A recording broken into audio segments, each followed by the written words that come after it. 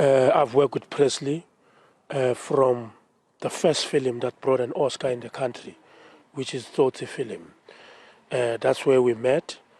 And then after that, we've established a relationship to work further.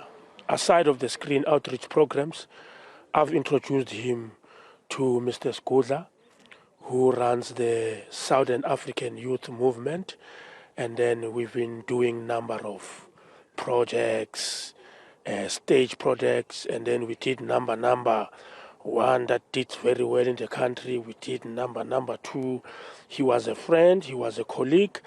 What I liked about him, he never underestimated any department on set.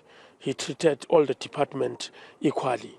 He never acknowledged himself as an Oscar award-winning actor or a superstar and make other people feel less. That's what I respected about him till today, that he gives you your space. If I was delegated to become, I was once an associate producer in number two, Josie Gold, along with Stumo Mjali. I was the one who had to create authentic and relevant dialogue for them.